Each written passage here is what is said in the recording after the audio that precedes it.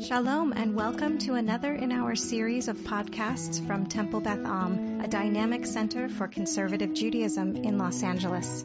This is a recording of our weekly Exploring the Parasha class with Rabbi Rebecca Schatz and Rabbi Matt Shapiro. Shabbat Shalom, everyone. This is the last of our classes for at least now.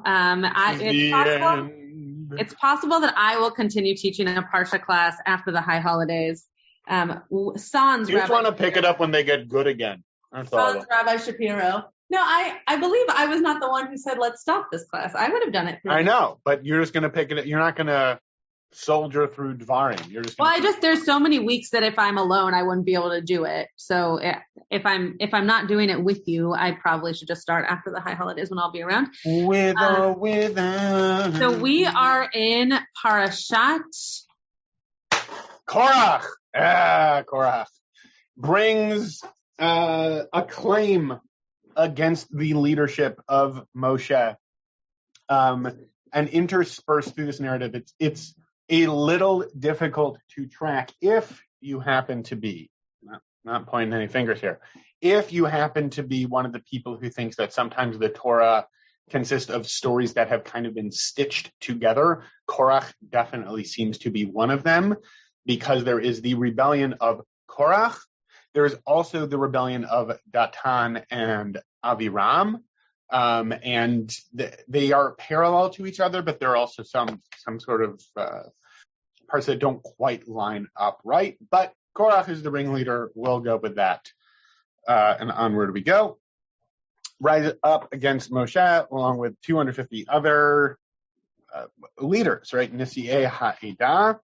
And they all combine against Moses and Aaron, and they make this claim. This would have been the verse that we talked about today, except I picked the other one that Rabbi Schatz suggested. And they say, Rav Lachem, you have gone too far. For all of this people, Kulam Kedoshim, everyone in this community is holy and has God within their midst. Why are you raising yourselves against us? Which, on its face, interesting point. Korach and company. But as the rabbis say, it's not just what you say, it's how you say it. And there seems to be some ego, some arrogance, some lack of humility, and not just the claim itself, but in how it is presented, right? If you want to register a complaint, you don't generally, get a sort of roving gang with you to go protest the way in which it's being handled. Not the best way of handling conflicts. Contrary to what some people might seem to think these days. Okay, anyway, moving on. Moses hears this, he falls on his face, ouch, speaks to Korach and all of his company saying, we'll see. We'll see. God will make known what's going to happen, who is the leader and who is holy. And so we're going to have a fire pan off.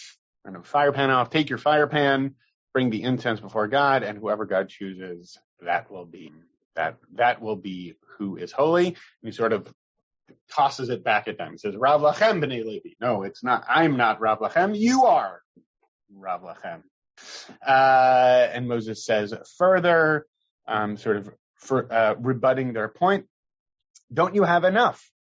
You're already in a position of elevated leadership. Right, scrolling back up for a second, we know from this that Korach himself is a son of Levi, right? He's already amongst the elevated class of those who serve God. Isn't this enough for you that you have these duties? You're amongst these Levi'im, so why are you seeking out even more than you already have? It's not just that you're claiming leadership; it is against God that you and your company are together. Why are you bringing this to us? And then here there's sort of this sub piece where Moshe sends for Datan and Aviram in terms of how these stories are stitched together. Isn't it enough? They say to him, you brought us from a land flowing with milk and honey, right? Inverting what we would say about Eretz Canaan, referring to Egypt as a land flowing with milk and honey, which is generally not what's happening there, to die in the wilderness. And even if you had brought us out, should you gouge out the eyes of those who are involved? Very aggressive imagery. We will not come. Moshe was upset and begs God, please don't, pay attention to what they're saying. I haven't wronged them. This ain't on me. Moses then sort of goes back to Korach, so you can see in how this is laid out, right? There's Moses going to Korach, there's Moses going to Tan Aviram. Moses desperately trying to keep everything together, goes back to Korach. All right, tomorrow you're going to bring this incense, you and these folks who rose up along with you, and sort of setting the stage. They each do this. They bring it to the tent of meeting as did Moshe and Aaron. Korach then brings everybody together, gathers the whole community against them. God appears and speaks to Moses and Aaron, saying, stand back from this group, from this community, that I may annihilate them in an instant.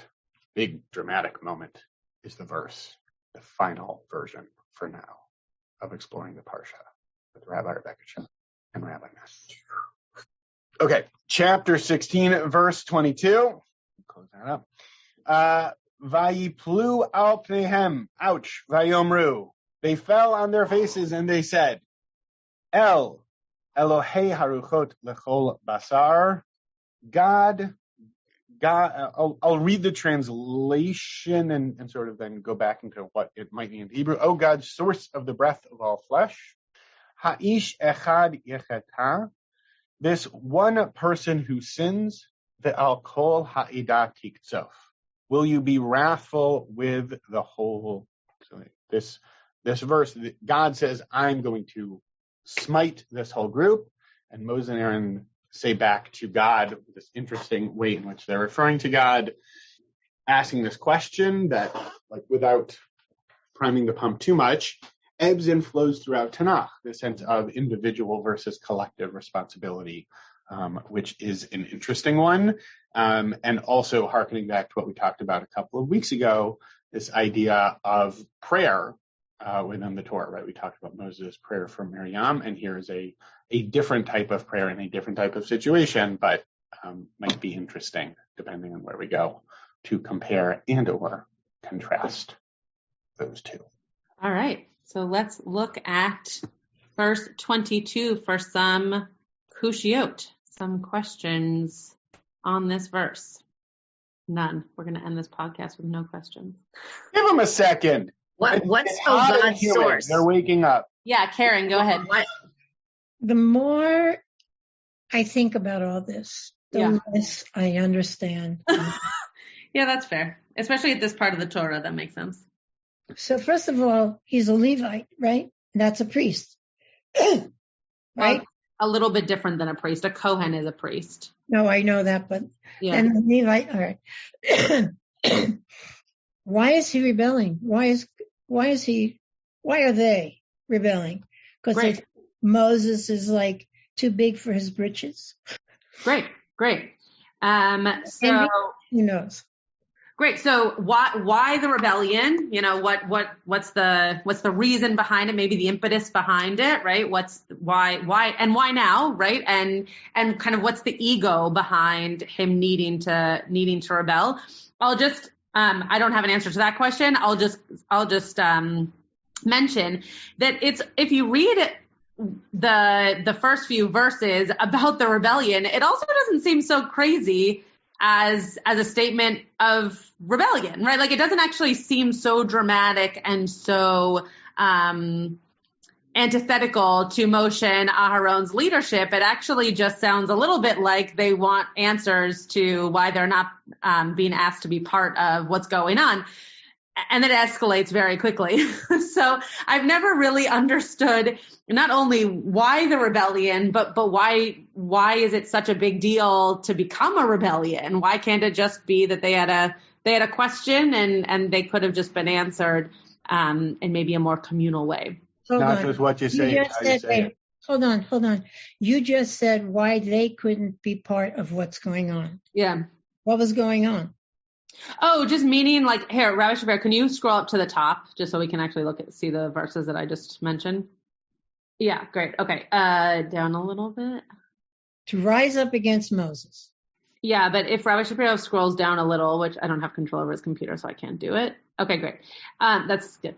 Right, but then it says, right, you have gone too far, for all the community are holy, all of them, and God is in their midst. Why then do you rise yourselves above God's congregation? It's actually a really great question, right? It's a good question for leadership as to like, why are you putting yourselves above us? So I guess what I was saying is, who's the, why are you? Who's the you? And well, they're making there a you and us, right? That is something that they are creating. And that's part of my question is why? Why couldn't it just continue to be one community kind of under Moshe and Aaron? Yeah. Maybe we should have talked about this first, Rabbi Schatz.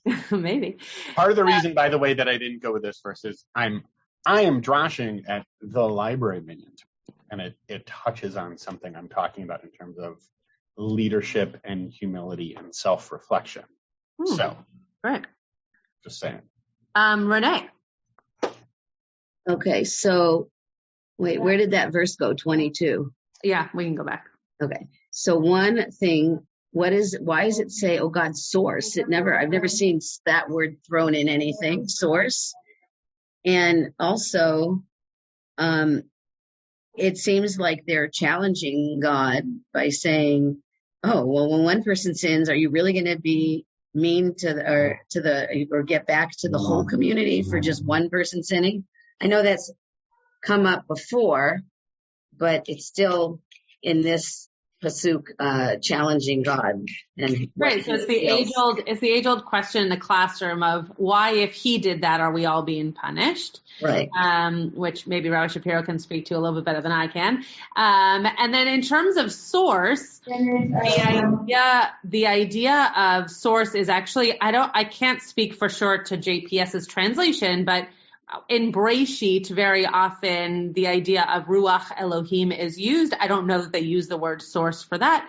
But just this idea of Ruchot Lechol Basar, kind of, it says here the breath of all flesh, but it's being kind of connected to this idea of being the source of all life. So I don't think it's a great translation. I mean, the idea of God as a source of life, you'll see sometimes. I don't think this is a particularly, and you're like, here's a little note, right? So literally God, right? It's because El is God and Elohei HaRuchot is God of the breath of all flesh. So it not a great translation. Yeah.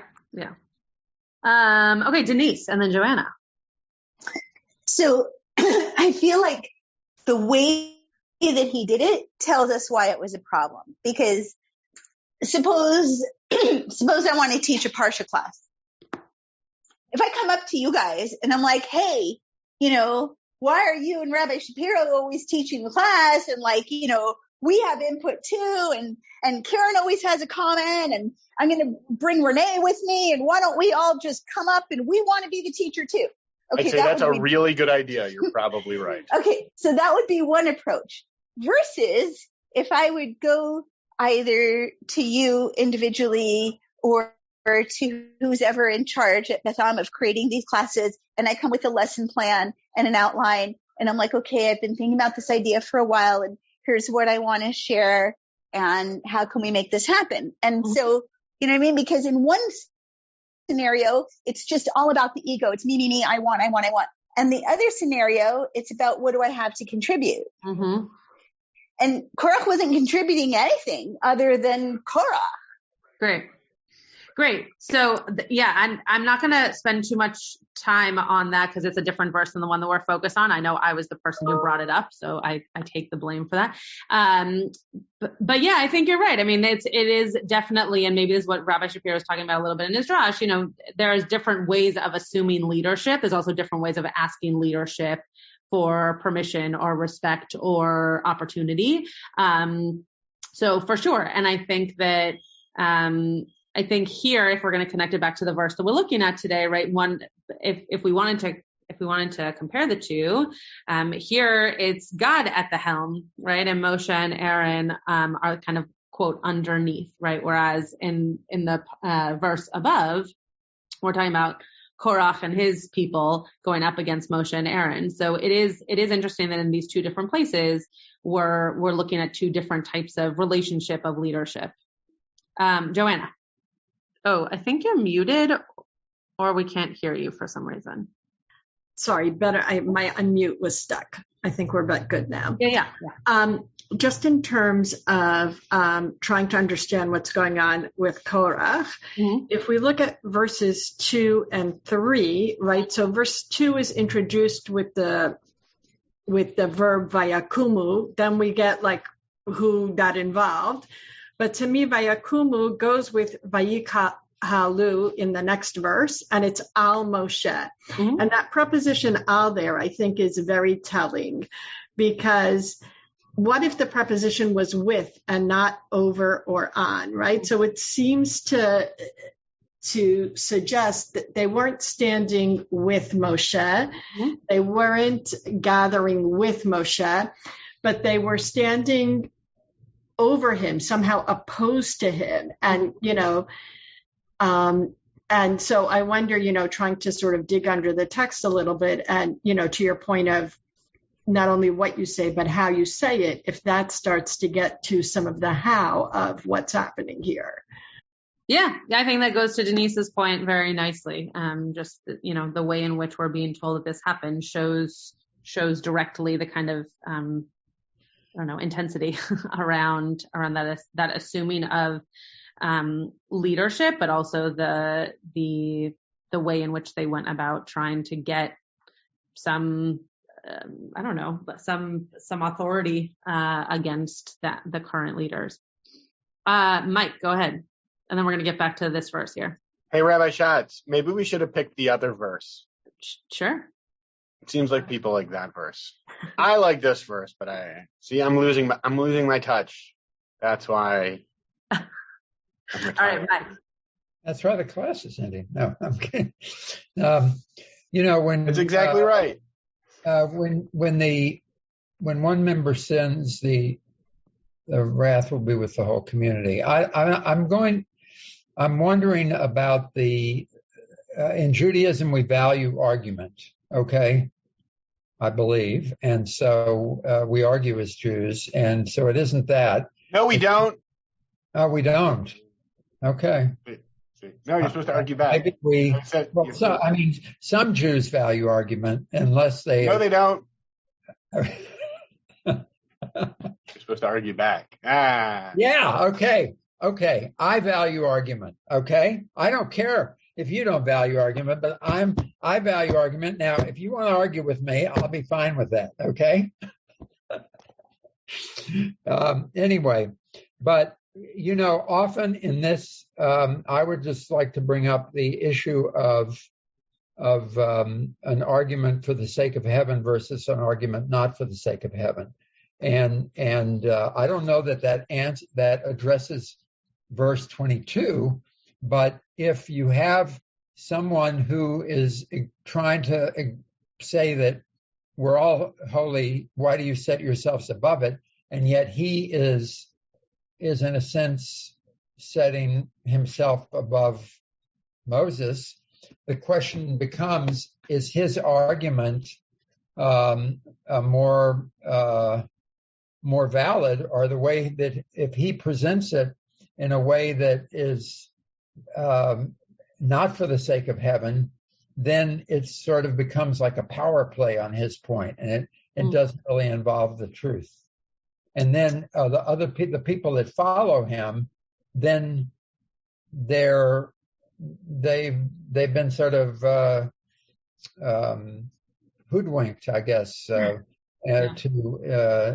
that situation, and I guess then they're guilty by association. Yeah, very, very interesting. I'm gonna have us get back to this verse that Rabbi Shapiro chose. Mike, do you know how astute that is? Is that what you're talking about tomorrow? No. Oh. The argument of Korach is specifically cited as the definitional example of a machloket lo l'shem shamayim. Mm-hmm. That's considered the paradigmatic example of an argument that is not for the sake of heaven. Did you know that? Well, I was wondering, okay, if I, like at the beginning in the Eitz Chaim, there's a explanatory part at the beginning of the Parsha, and it talks about it talks about a midrash in Bamidbar Rabbah 18:3, and it talks about. It says here he characterized the rituals. He characterized the rituals of the Torah in an extreme form. So then he said something, and it says here, does a library full of Torah scrolls require a mezuzah on the doorpost? Does a completely blue talit require the blue thread added to tzitzi? So he was challenging, it says Korach was challenging not only Moses and Aaron's authority, but that of the Torah and ultimately that of God. Right. That's the midrash that's getting into Korach's argument, but this is out of Pirkei Avot, right? So, and this is, if you look here, the concept of a machloket l'shem shemayim. This is one of the, if not the oldest sources we have about what that is. And the concept of Korach's argument against Moses and Aaron is given as the paradigmatic example of an argument that is not for the sake of heaven. So you are all over it, Mike. Okay. Yasher Korach. Nailed it. Right? Right? Right to me? You're saying right to me? Yeah. Yeah. Great. Over to you. That's why I was muted. You don't want to talk about, well, I don't think people want to talk about the verse that I picked anyway, it seems. They like your verse better. And you as a person. Great. Well, I did not prepare the verse that we didn't choose, so I'm happy to shoot from the hips. but maybe we can talk about the thing that we prepared for class. Okay, that's fine. I'm going to pick up on, what do I want to do? Is always a good question. I did find this idiosyncratic name for God interesting, but I want to pick up on, I think the name for God is interesting. I think the concept of falling on faces is interesting.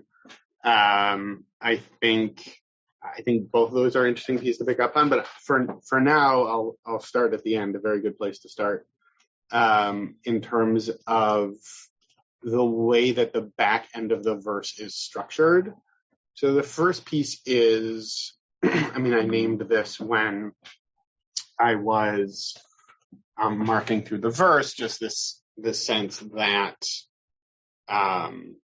what is the role of the individual and what is the role of the group in terms of who holds responsibility. And we didn't get into what happens afterwards, but people are given the option of stepping back before God. God does smite some people. Torah, God often smites. But God does give people the option of stepping away before just going in and smiting. And there are examples in the Torah of where that option isn't given. Think Abraham outside Sodom and Amorah, right? That if Abraham's trying to bargain with God, right? The famous story, what if there are 50 righteous people, 40, 30, right? All the way down to 10. And God still says, no. But here, it actually seems to be the inverse of that, right? God gives another chance for the people to change their minds, which has not always been the case, it seems. So that's interesting. That's a thought one that came to mind. And the other one is more grammatical in nature, as everyone knows. I'm a huge grammar nerd. That's always my go-to in these classes. But the way that this is written here, Ha'ish echad yechata, it's written in the future tense. I'll get to what Dr. Zioni Zebet would yell at me about in a second, but in conventional Hebrew, that's in the future tense.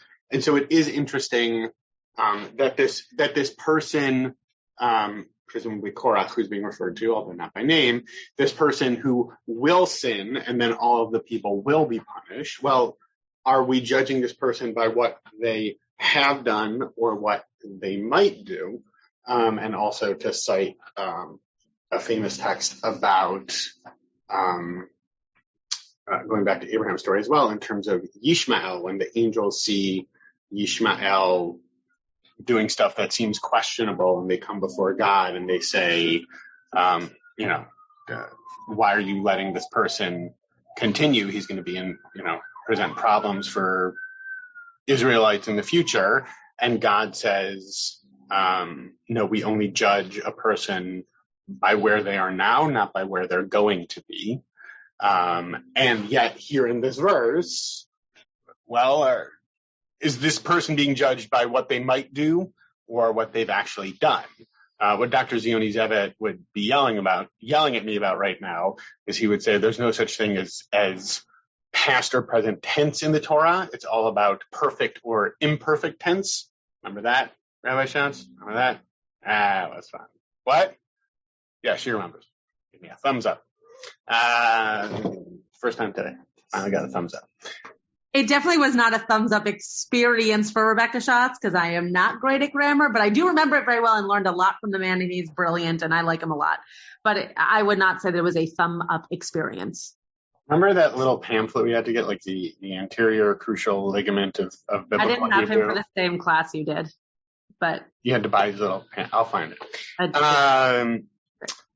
Anyway, even if we're not talking about past or future, the idea of an imperfect verb is something that has not yet fully been completed. So the point isn't quite as sharp, but it still stands that if this isn't something that a person has fully sinned, if they haven't really done the thing yet, is that something for which someone should still be punished?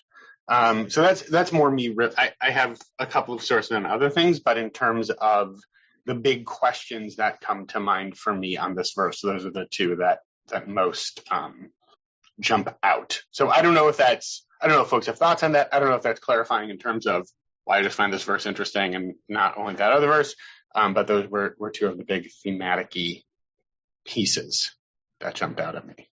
So I'll just pause talking for a second. Oh yeah, Denise. So I got a little lost. Can you recap? I can try. Thought number one, there's this dance between individual and collective responsibility.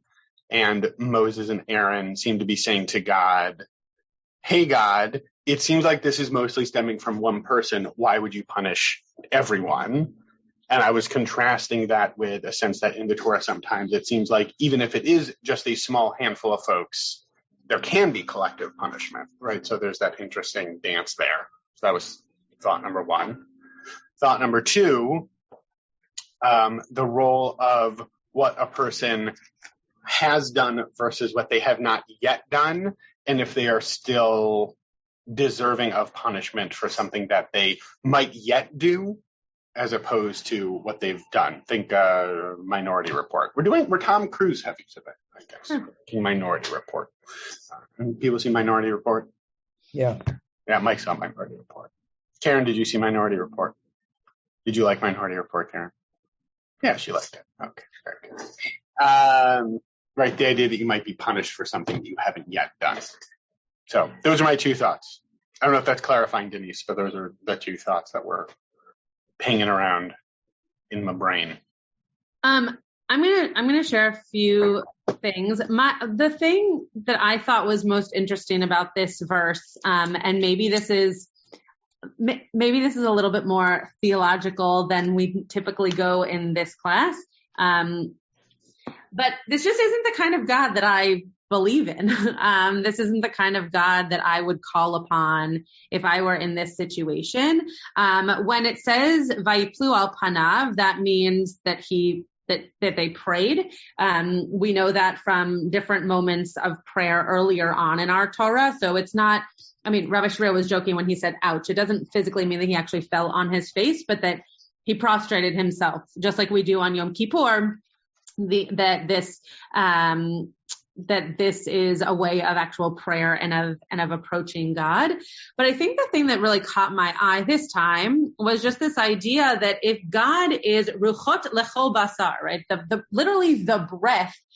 This is actually why it's true that it's not a literal translation, but I like the idea of using source, right? That ruchot lechol basar means the breath within each person. It's like when we say nishmat kol chai, it's basically the same thing, right? That the breath that is within each living thing. Ishma kol chai. I haven't been to shul in a long time. That is not used. Thank you so much. We don't use that tune any longer, but when you go to shul, you'll hear the other. Oh, well, if Beth Am doesn't use that tune consistently at shul, then it must not be sung, and it's not a tune that anyone can sing, because if Beth Am isn't doing it consistently, it doesn't count anymore. Tunes are eliminated unless they are regularly sung at Beth Am on Shabbat morning. Okay. Noted. Please strike from the record. So the idea of ruchot lechol basar implies, similar to the question that Mike just asked in the chat, that God is the ultimate everything, right? Not just ultimately merciful, but also the ultimate decider, the ultimate provider, the ultimate everything, because just like we need breath to live, so too, if God is the source of everything, then all decisions that are being made, good and bad, are being caused by and decided by God. That is a theological understanding that many people ascribe to and I have no judgment for those people. It's not my belief in God. That's not how I choose to connect and have relationship with God. But the thing that I think is so interesting here is that then it continues to say, when one member sins, will you be wrathful with the whole community? Well, it seems to me that if you just said that God is all powerful, A, you know the answer to that question, and B, you should be the person who's actually taking it into your own hands to figure out what it means that this person sinned, right? That if one person is sinning, will God be wrathful with the whole community? Well, it seems to be that God should only be wrathful for that one person, right? If God is all knowing. So that to me was kind of the dissonance that I felt in this verse, obviously with like a modern look on the verse itself. I don't think that that's how it was understood back in the day. Denise, I see your hand. I'm just going to show a few commentaries first, so that before class is over, I get to do that. So here Rashi says, "Oh God, who knows the thoughts of every person," right? Your nature is not like that of human beings. You're an earthly king against whom part of their country commits an offense, does not know who the sinner is. And therefore, when the king becomes angry, the king exacts punishment from all of them. But before you, all human thoughts lie open and you know who is the sinner. Again, if you know who the sinner is, shouldn't you be able to just exactly point out who the sinner is and not everybody, right? Again, it's like the age-old classroom question of, if you know who threw that piece of paper at the teacher, why not just punish the student and not all the students? Okay. So Rashi doesn't seem to answer that question. He just seems to ask the same question with a little bit more, uplifting of God than I'm giving God at the moment. Let me find just one more so we can get to Denise's question. So give me 1 second here. Okay, so this one is somewhat interesting. So the Orach Chaim writes, the reason Moshe uses the name El, which is they're using with a kuf here so you can print it and then throw it away, for God was that Moshe realized that the attribute of justice was being used, right? That this was not just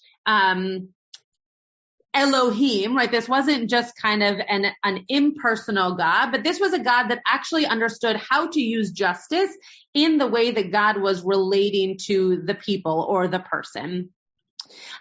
So by invoking the attribute El, Moshe, by using that word for God, for God's name, Moshe hoped to counterbalance the attribute of justice with the attribute of loving kindness.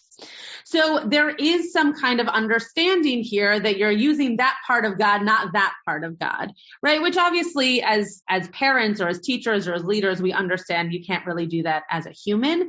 But maybe as God, you're getting a different version of God based on the way that you call out. So when Moshe prayed, he was hoping that the God that he was going to receive was one that had both justice and loving kindness, not one that was just going to be avengeful. Okay, Denise and then Mike, and then if Rabbi Shapiro has anything to say, we can go back to him. Well, is it possible that the assumption is that maybe God understood that the whole crew was corrupted and that it wasn't just one guy? Sure, yeah, totally. I don't think that's the story. I think the way that we would read it today, right, if we're going to actually bring it into modern day, which obviously is not really the case, but especially with the news of this past week, right, if we're to look at how leaders influence other people, right? Yeah, sure. They probably had, they were probably guilty for something. And at the same time, was it still right for them to all be punished when if Korach had been out of the picture, they wouldn't have chosen to do the actions that they were influenced to do. So obviously, I don't have a good answer to that because that's not the way the story goes. But yes, for sure, what you're saying is exactly right, and that's I think the way that we read it. That was why I brought up earlier that made then people go back to that other verse. That I wonder if what Korach actually did was so terrible. The question that Korach asked, I should say, was so terrible that it led to all of this downfall of all of these people who are then going to be swallowed up by the earth. Sorry for the spoiler alert if you hadn't read the rest of the story. Mike, go ahead. I'm just wondering whether it's this sort of question, even in the commentaries that you showed, it's not so clear cut. And right. And so maybe could it be that it's telling us that we each could have a Korach and a Moshe inside of us, and as an argument back and forth, and one has to aspire in some way to be the Moshe part and not the Korach part. In other words, to be the humble instead of the arrogant, to be the selfless instead of the selfish. Yeah, I think not only could they, I think we do, right? I think each one of us has the capacity and has in life been both the Moshe/Aaron or the Korach, right? You don't have to be a leader of a community or in government or, the principal as opposed to the teacher to know that as soon as you're given an ounce of power, whether that's in your own family or in front of others, to know that there are multiple times you have to decide, am I going to do it this way or am I going to do it that way? And therefore, you either go the Moshe route or the Korach route. Now, again, spoiler alert, Moshe isn't such a great leader next week when he hits the rock, right? So there are also moments where where Moshe potentially has a little bit of Korach in him, right? Like every leader has flaws. It's just a matter of, do your flaws then completely take you over in such a way that you end up being not such a great leader? Right. Humans, right? We have different sides of our brains that allow us to make good decisions, bad decisions, decisions without thought behind them, etc. So yeah, I think it's a great point. And I guess I would just take it one step further to say not if, but when we have Korach and Moshe as both sides of our abilities. Rabbi Shapiro either doesn't agree with anything that any of us have just said or has nothing else to say, but he's making faces. So I'll turn it over to him. I think it's a little one-sided to say it's as simple as it's just up to individuals exclusively. What is up to individuals exclusively? Just that there's a lot leaning on why would God put responsibility on all these people instead of just on the person who? I'm pushing back against like what Moses and Aaron say in the verse that we look at a little bit, and some of what's being asserted, because the quote that's coming to mind for me is the quote from Heschel, in a free society, some are guilty and all are responsible. And yes, we should be judged on our own merits. We should be judged as individuals. We each make choices, and my choices are not yours, and vice versa.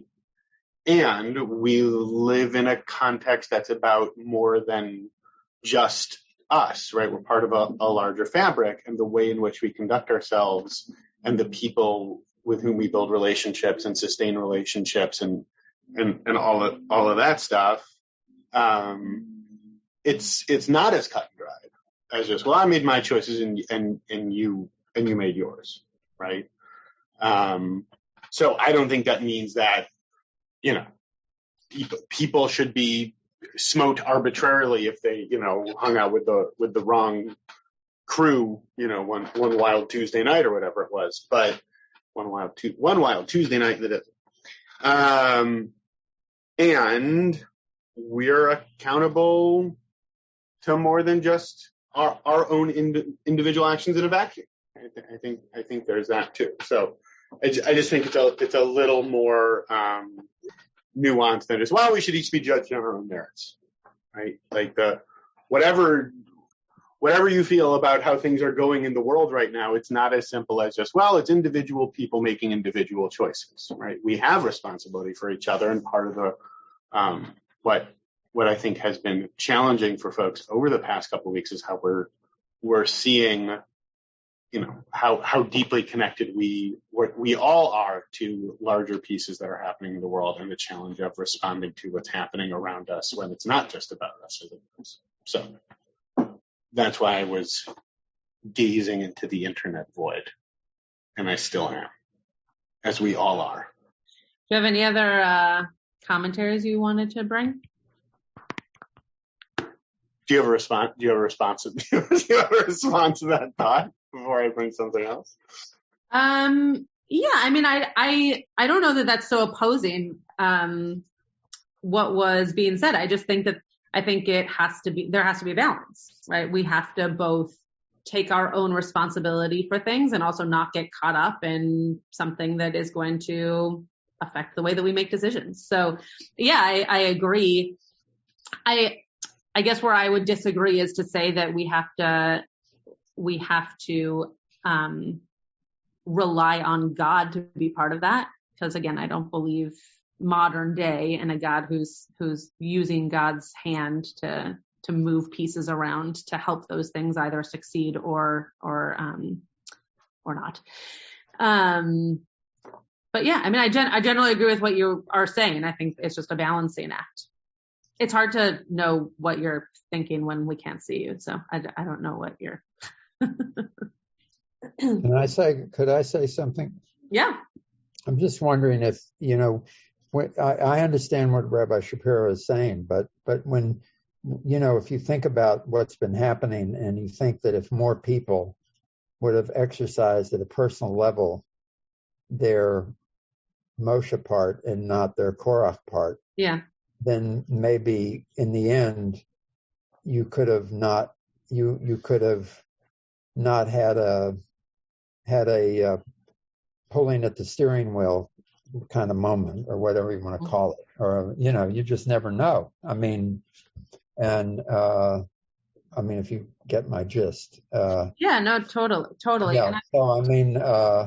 So it just, so I appreciate sort of the balance thing, and I'm not sure because in the end we each have so little control over anything that the only thing we can possibly exercise control over is our own behavior or our own Korach tendency. Well, interestingly, to go back to the verses that we didn't prepare for today, if we look at those verses and we do plant them on what's going on in our world today, specifically our country, though there's a lot going on in Israel as well by way of all of this, we would actually hope that, I shouldn't say we, I would actually hope that more of us could be like Korach right now, because there are ways in which what Korach did, though we side in our story in the Torah with Moshe,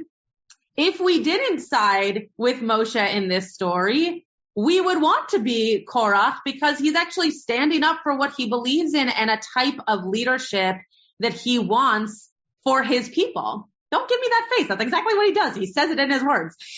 But that, the idea of looking at this story as, we're on the Moshe side, and so we don't like the fact that Korach comes to Moshe and Aaron and says, how can you be leading the country this way? How can you, as a person in such high leadership, be taking kind of these privileges? If we put it on its head and we get rid of the Moshe and Korach characters and we think about what's going on right now, I think many of us, though potentially not all of us, which is okay, many of us would say, well, let's find a group of people that can go up against the type of leadership and decisions that are being made, because we have questions as to why they're being made and want decisions to be made differently around them. So I think that's just in general how we feel about leadership, right? You're always, and Mike, you said this before, like you're either going to be the Moshe or the Korach in any given situation. It's just a matter of kind of what's on the docket, right? What's coming across the table and which side you're going to find yourself on. But I guess to go back to what I was saying before, I'm not sure. We tell the story as Korach as the bad guy because that's the outcome for our story that makes the most sense. And I think if we weren't to know the outcome of Korach or see God as the one who kind of creates that outcome, I'm not sure that like good and bad could be put on either side of the story. Nancy, go ahead. Yeah, I guess that's what bothers me a lot about this story is that if you read it, it's almost like saying you can't ever question authority. Right. And, definitely that's what we should do, but the way in which you do it is right, the important part. So, you need to do it not with a gang of people that's, being whatever, totally violent, but you should be able to ask those questions in what we would say would be a civil way and still ask. I mean, yes, Moshe, was able to speak to God and that's what made him special, but you should still be able to ask a question and get an answer. So, yeah, I 100% agree. Yeah. Yeah. And it's the way in which, Denise brought this up before. It's the way in which it's done. It's not the fact that it should be done or can't be done. And Mike was talking about that also, like the L'Shem Shemaim, or right. The idea that we as people are able to actually do it on earth as well. Rabbi Shapiro, did you want to say something before Denise? You seem to have a reaction. Oh, okay. Denise, go ahead. Okay, so I feel like that's not what happened here because, sorry, I have a very scratchy throat. I don't think Korach's questions were sincere. And I don't think Korach's approach was sincere. And I think that's the whole problem, is it was all about ego. And I feel like this is a story that says, watch out for people who are flashy and all about ego, because he didn't come with any ideas. Yeah. And the only, it was like, it wasn't really a question. It was kind of a territorial piss in the form of a question, but it wasn't a real question. It wasn't an actual inquiry with reflexivity where he was open to an answer and had an open heart. It was like laying down a gauntlet, and that's not the same thing. Right. It is the same thing if we want to say that people should have the ability to ask questions, but that's similar not a sincere question. Yes, everyone should have the ability to ask questions, but does that mean that everybody also should have the ability to insert their ego and gaslight you into thinking it's a question when it's really not? Yeah, and that's kind of what bothers me about it. Yeah, you're definitely right that Korach doesn't go about it the right way. I think in terms of us imagining, what the more, again, it's hard to imagine this because this isn't the story, but what could have happened had had he decided that he was going to go about it in such a way that, as you're pointing out, he could have had suggestions, he could have tried to partner with Moshe and Aaron as opposed to just going up against him, right? Because I don't feel like this is about the method. I feel like the method reveals what was really about. Sure. It's not like he was like a good guy who just got it wrong, like he just got carried away, or, he didn't plan or something. He wasn't a good guy. He was just an ego guy. And, like people were making January 6th references, like that's what happens, when there's an ego. Yeah, I think, and then I'll let Rabbi Shapiro close it out.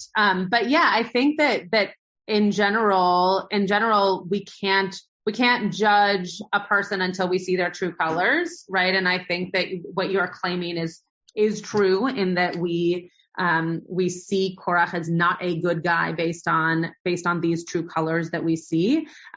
We don't know everything about his character before he's then swallowed up by the earth, but there is something to gaining from this story. The understanding that there's a way to do things that allows us to still have that ability to engage with our leaders, right? If you do it the way that Korach did, you'll see, whether from Torah or in general, there's punishment and probably a deaf ear. But if you do it in such a way that you want to try to find partnership or listening or understanding or, sitting with someone who's across the aisle from you and really wanting to just hear from them as opposed to already trying to be combative, that is a very different approach than the one that Korach takes. So, that'll be my last word, but I'm going to turn it over to Rabbi Shapiro, to close out for us. I wanted to hear what Joanna can be quick. I always want to hear what you have to say. I'm going to go. You're all lovely. I just have a 12 o'clock meeting. We will. Rabbi Schatz is never going to know how I close out our Parasha class. Oh, that's very exciting. The recording is on my Zoom, so I can. Yeah, I'm sure you're going to go back and listen to it. All right. Shabbat Shalom, everyone. Hope to see you. Shabbat Shalom. She has faith in you, Rabbi Shapiro. She knows you won't let her down. Yeah. Okay, go ahead. Sorry, Joanna, go ahead. So in a very timely reference, in Rabbi Kligfeld's Rashi class, we're studying, we're up to Shemot chapter 5, which is when Paro makes the life of the slaves much more difficult because he withdraws providing them with straw.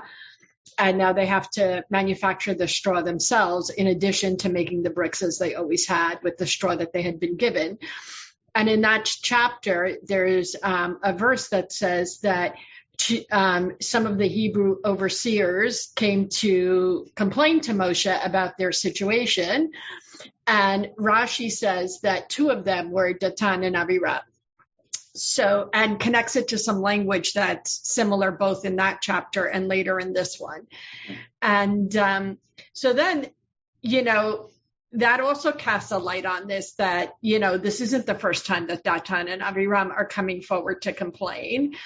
And perhaps a quality of leadership is who you are in tough times. Like, do you go to problem solve this new situation with Moshe, or do you go to call out against him about why is he rising up against Paro? Our life was better before you came on the scene. Yeah. I think it's interesting to have that connection, although it's always fun to see, like, midrashically how the rabbis connect different pieces back to each other. There's definitely that pulled me in a different direction from how I was going to close things out. Joanna, I was counting on you to give me a lob for the slam, but I appreciate you sharing that. I'm glad that we lined up nicely with Rabbi Kligfeld at Rashi. Next time, send me a private text. And next time, right? I'll message. We'll stats of that. I'm going to say, because we're past time, but there are two more thoughts I want to toss out there. One, I think I'm more team Denise than team Schatz in terms of the sense of Korach generally, in terms of, like I've been saying a couple of times, that it's not just what you say, it's how you say it. I was going to needle Schatz. She's not here, but I'll do it anyway. It's fascinating to me that, given, as we established earlier in the class, what a rule follower she is, that she's such a Korach fan. I'll take that up with her one-on-one. But that's very interesting to me. Because I also think in terms of Moshe's leadership, I don't think Moshe has a problem with questions to his leadership. Just a couple of weeks ago, when the people were prophesying in the camp and two of them were still, Eldad and Medad, were still having prophecy, and Joshua ran to Moses and said, hey, these people are still experiencing prophecy. Moses said, if only all of God's people were prophets. So I don't think in the context of the narrative, I don't see Moshe as having a problem with the sense that it's not necessarily just about him, but that there is a larger context, and it's a question of how is the leadership being called into question, whether leadership should be called into question. I don't think he has a problem with leadership being called into question. I think it's a matter of what's the process through which that's explored. Now, we can also have a conversation about at what point is the process for leadership being explored insufficient, and then how do you approach that? We'll talk about that next week. Just kidding, we don't have class next week, so we can talk about that later. The last thing, and Joanna, to your point, right? Moshe does respond to leadership advice, although he needs to get that advice multiple times, right? He's told back in Yitro, you should bring folks in, and then also needs to be told again, hey, you should bring folks in. But we don't necessarily learn our lessons the first time. Sometimes it takes effort, which is part of what I'm talking about in Library Minion tomorrow. Last thing I'm going to say, and then we'll wrap up.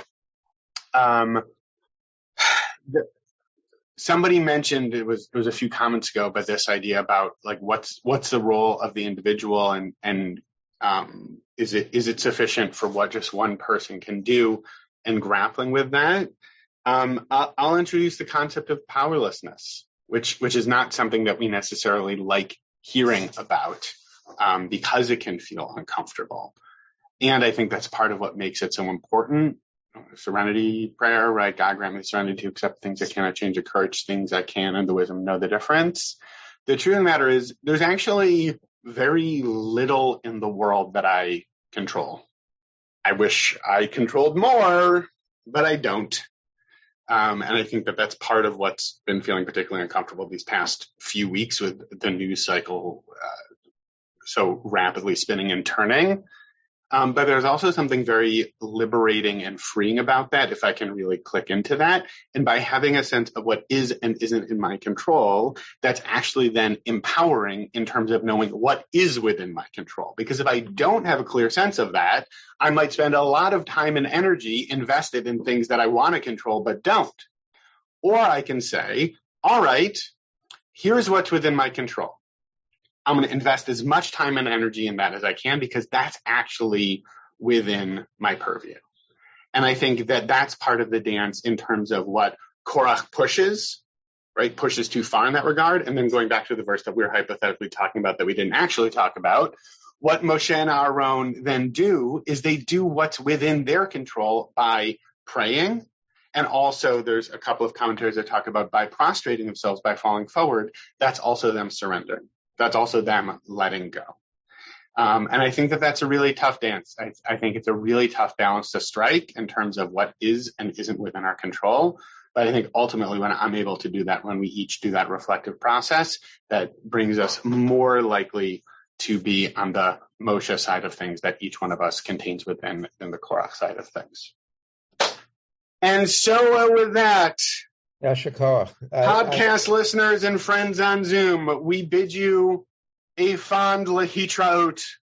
We will see you in and around the building and on Zoom soon, I am sure.